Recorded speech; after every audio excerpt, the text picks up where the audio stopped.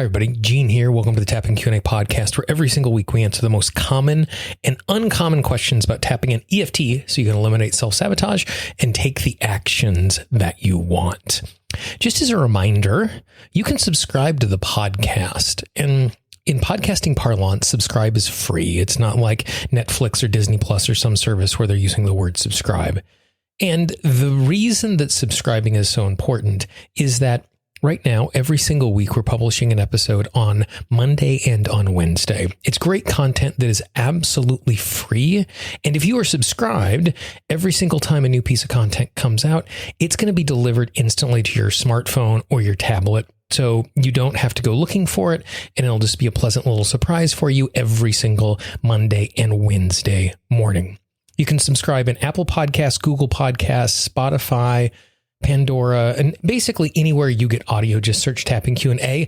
In some of those ecosystems, it'll say follow instead of subscribe, but the process is exactly the same. If you have any questions about that, you can always reach me directly, Gene, Gene, at tappingqa.com.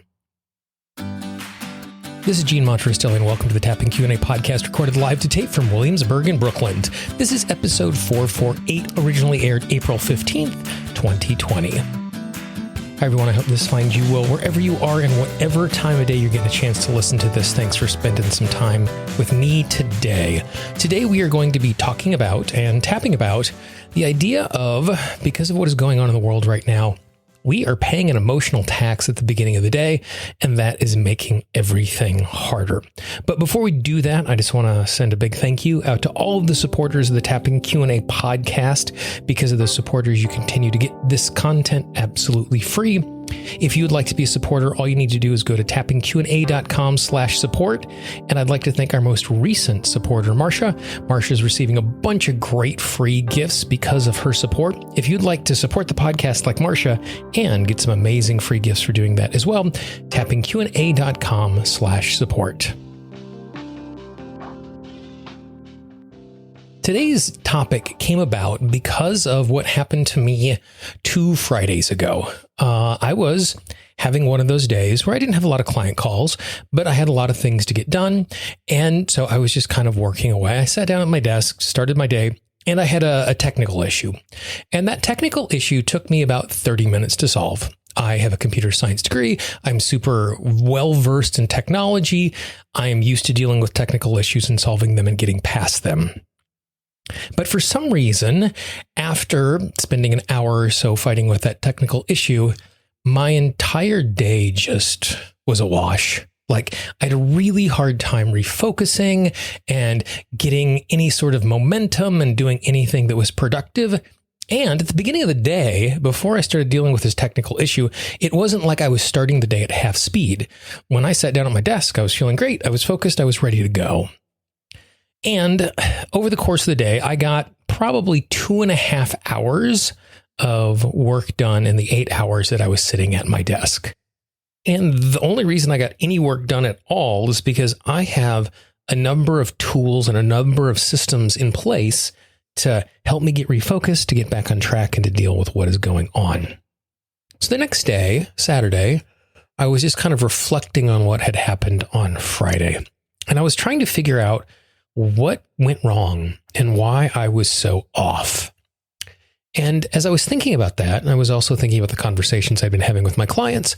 And the thing I came to the realization of is, because of what is going on in the world right now, every single day to start the day, we are paying an emotional tax of 20% just to start the day. And what I mean by that is, even if we're not in the moment being directly impacted by what is going on, because of the uncertainty and the concern and all of the change that is happening in our life and in our world, there is a part of our subconscious, because we're dealing with the unknown, that is just kind of running constantly trying to figure it out. It's kind of like one of those computer programs you can't see, but is running in the background and is stealing a whole bunch of your resources as you're trying to do stuff in your computer. Basically, that's what's happening to us every single day. Because our system doesn't do well with unpredictable. Even when things are bad, but they're predictably bad, it actually costs us less energy to figure that out and manage it because we know what is coming. And so at best, I am running at 80%. And I thought about this because, my day isn't significantly different professionally than before all of the pandemic started. I do all of my client calls over Zoom. I can still do that. I have a dedicated home office, which I work out of. I can still do that. So the work that I'm doing, creating podcasts, I record in my home studio. I'm still doing that. Videos, I created a whole bunch of them over the weekend for the next 2 or 3 months. I can do that. But even with the consistency of my work, because of the concern for my city here in New York, because of the concern for my loved ones, because of my concern for my friends who are going through really difficult times professionally and financially, even if they're not in a circumstance where they're being physically impacted by what is going on. And there's an emotional cost to that. And everybody is feeling that.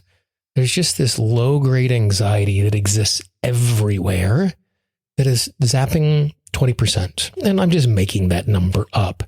But I say 20% because it's not stopping me. I'm not at half speed.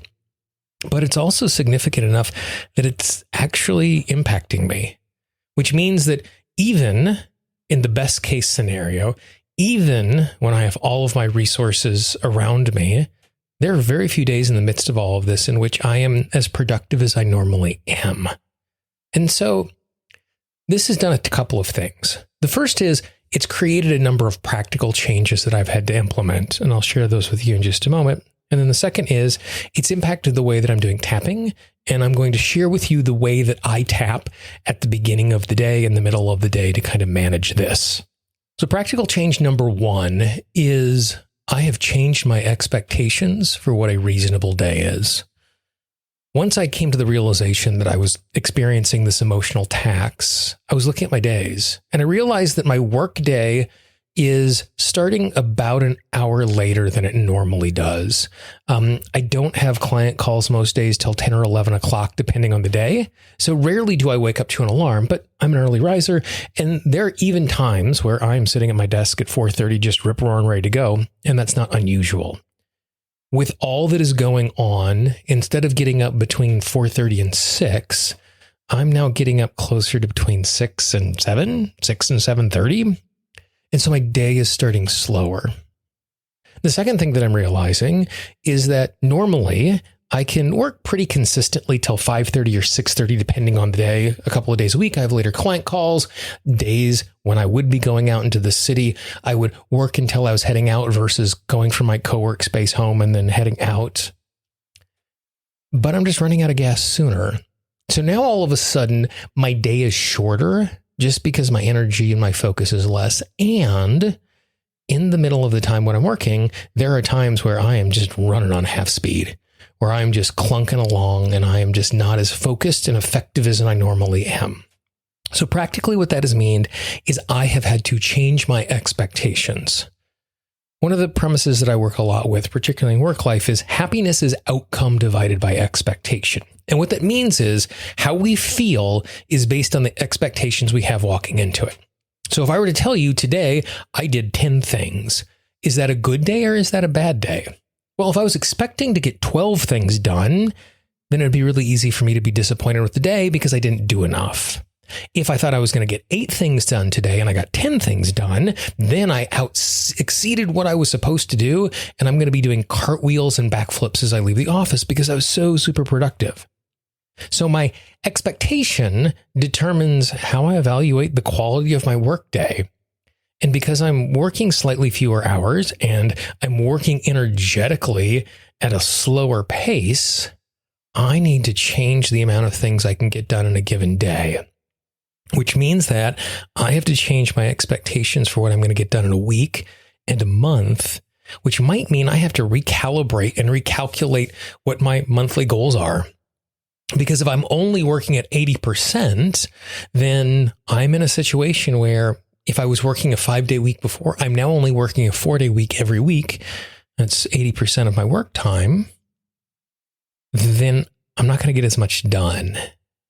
And so I've practically recalibrated and recalculated what I think I'm going to get done in a day, in a week, and which means that I've had to readjust some of my goals and reprioritize things because some things just aren't going to get done. And if that's the case, then I need to be really thoughtful about the things I'm doing to make sure I'm not wasting time on the less valuable things because I'm doing less work. The second thing that I've been doing is I have created a little self-care checklist. And this includes health things like how I eat, how I exercise, how I stretch, spiritual things, family things, who I'm connecting with, how often I'm doing it. And I am treating myself exactly the way I would treat a preschool classroom. I have made a little grid. I've put down every single thing I want to do every single day.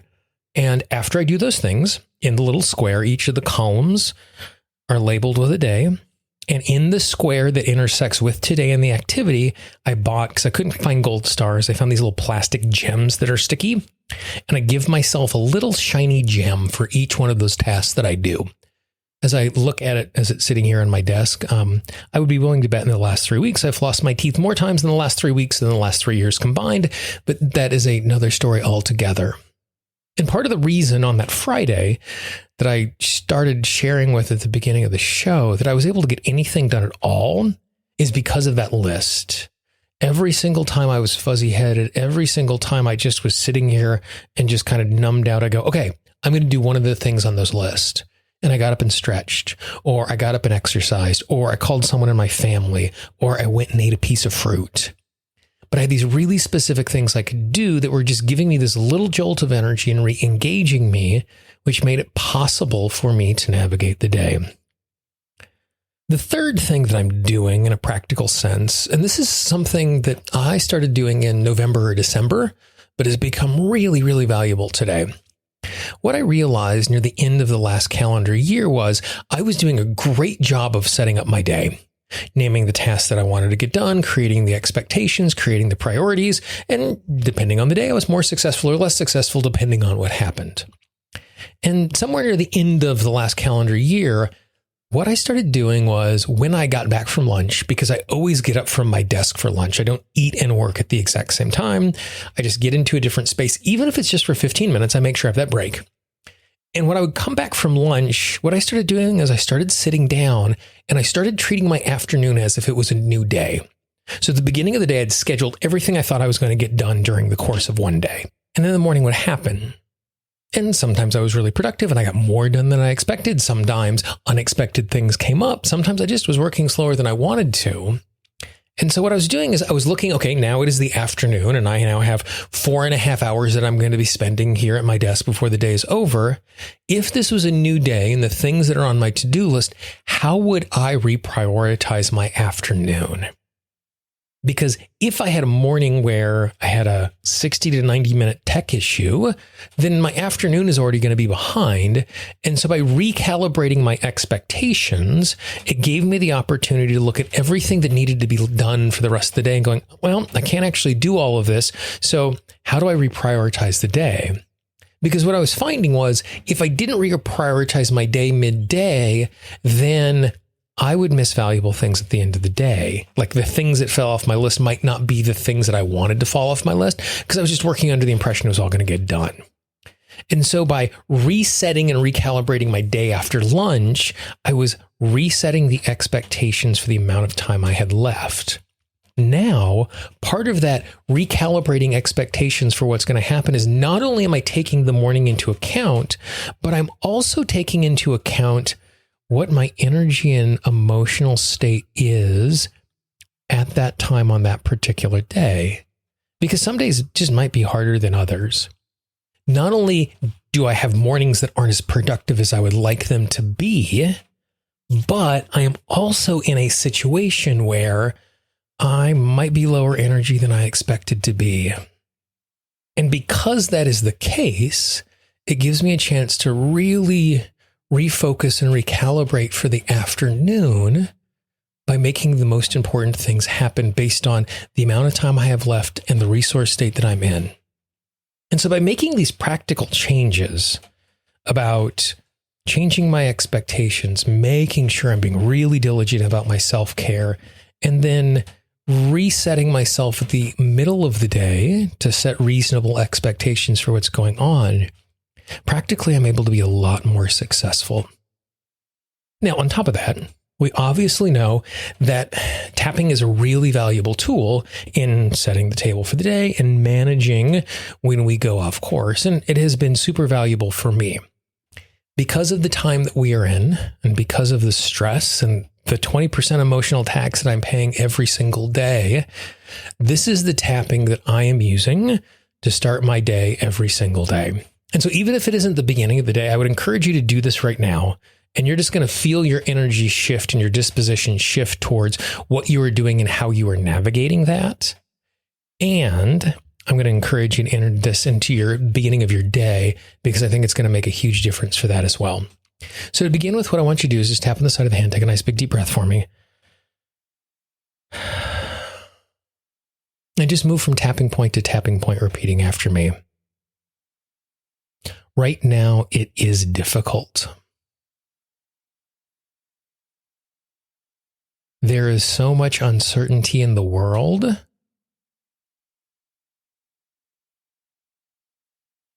that my internal guidance can't figure out what is coming next.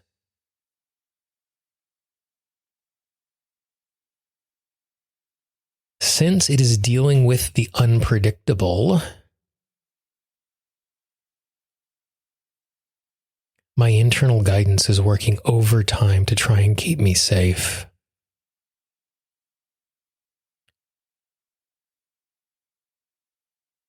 I really appreciate the fact that it's trying to keep me safe.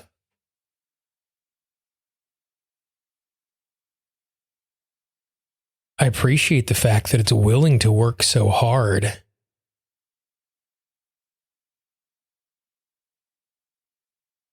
But at the exact same time, it is over-functioning.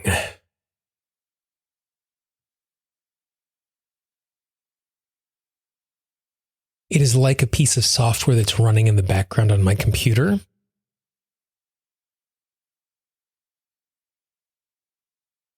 That is wasting resources and energy.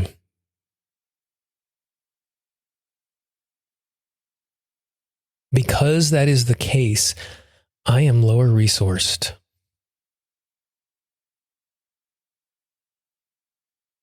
I have less energy. And I have less focus. It's not because I'm doing anything wrong.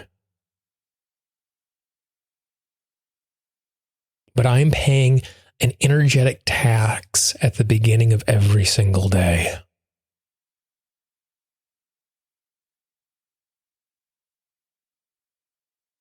I am starting at 80% of my regular resources.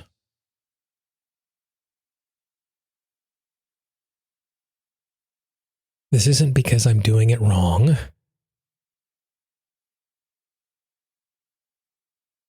It's because of the state of the world.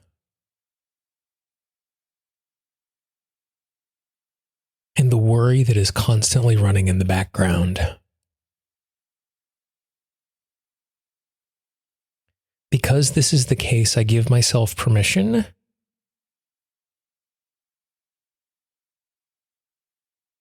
to lower my expectations of what I will achieve in one day.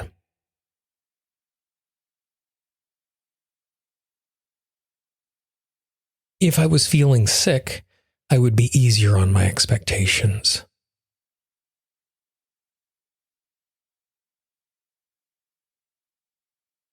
If I lost 2 hours in the middle of the day to deal with a technical problem, I would be easier with my expectations.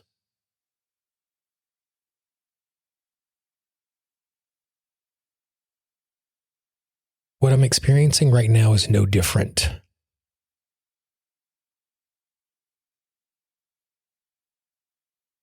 It is not my fault.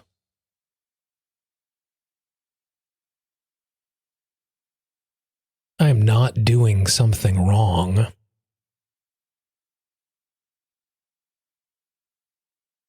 It's just the reality of the world right now.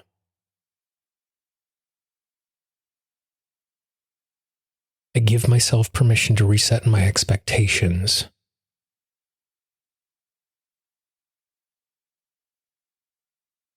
I also recognize the fact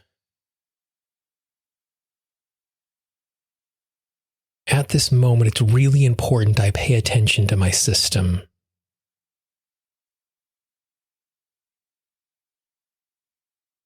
I listen very carefully to what it needs.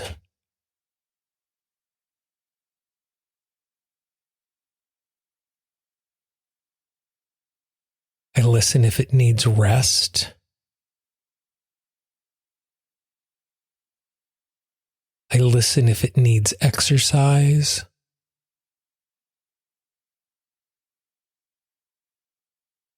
I listen if it needs particular nourishment.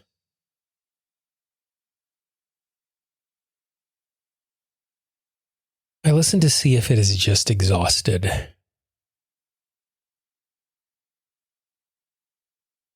Not only am I going to listen more carefully,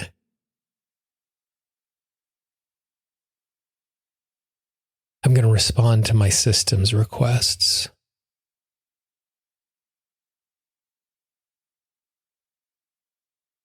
I'm going to be gentle with myself as I listen to my system.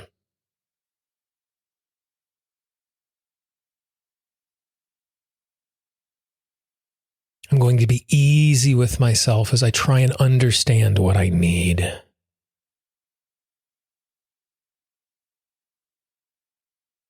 I also recognize the fact that some days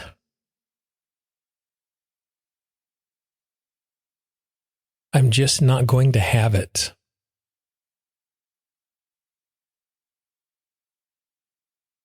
Some days I'm just going to be off kilter.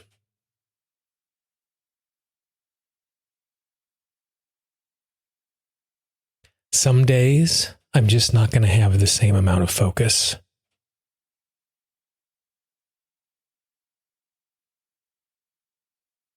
I give myself permission to be easy with myself.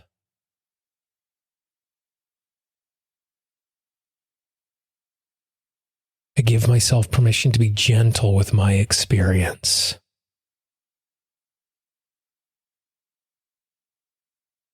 If I need to stop and reset again tomorrow,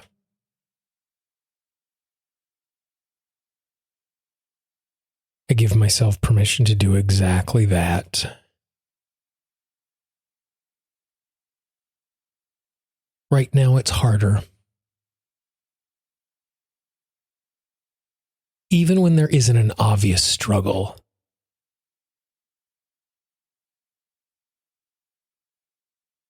I give myself permission to be gentle with myself.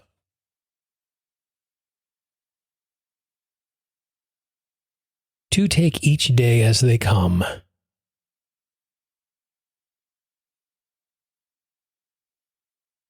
Managing it in big and small ways. Knowing it's okay not to be perfect. Nice big deep breath. And you can see what I'm doing there in the tapping, just kind of as an instruction on how you might want to set your day up. I'm doing 3 things. The first thing that I'm doing is I'm just naming where I am and where I'm coming from. The second thing I'm doing is I'm naming the possible pitfalls, and I'm naming the tools that I'm going to reach for to make sure I can navigate those pitfalls. And the third thing I'm doing is I'm being gentle with myself if I just have to reset and start over again. So what do I want? How to respond when things don't go right? What to do next if things really go wrong? It's just a pretty specific, easy formula that you can use for any day of the week, but in these times it's more important. And if you want to just tap along with this, you can. As a reminder, if you go to tappingqna.com/448, you will find a link to the tapping scripts. You can actually download the written out tapping script of this because some people find a written script easier than an audio instead of coming back to this again and again. If you know someone in your life who you've had a conversation with where they're having a hard time to focus and they don't realize that they're paying that 20% energy tax every single day, that 20% emotional tax every single day, please pass this along. Share it with them. Don't spam your inbox, but I'm sure there's one or two people in your life who could use this, and they probably aren't going to find it unless you share it with them. The most common way that people find a new piece of content is from the recommendation of a friend. And so if you know someone who could use this, please be our ambassador. Pass this along. If you haven't done so already, I'd really encourage you to subscribe to the podcast. Again, subscribing in podcasting parlance is absolutely free. You can get the podcast in Apple Podcasts, Google Podcasts, Spotify, Pandora, Stitcher, iHeartRadio, radio.com, Deezer. Anywhere there's audio, you can find the show. Just search Tapping Q&A. If you have questions or comments, if you have a topic you'd like us to cover in the future, I'm actually getting ready to do a whole bunch of interviews right now because everybody's hunkered down. It's going to be really easy to get on their calendar to do some awesome interviews that we're going to spool out over the course of the next couple of months. Please let me know topics or people you'd like to hear from. Gene, Gene, at tappingqa.com. Finally, if there is anything I can do for you, just reach out. Gene, Gene, at tappingqa.com. Click on that contact link on the website. It doesn't go to a VA. It doesn't go into some spammy folder somewhere. That I love hearing from listeners just like you. For the Tapping Q&A podcast, this is Gene Montrestelli. I hope you have a great day, and I will talk to you real soon. Bye-bye. The Tapping Q&A podcast is copyright Gene Montrestelli Tapping Q&A. All views expressed by guests are those of the guests and not necessarily of Gene Montrestelli and Tapping Q&A.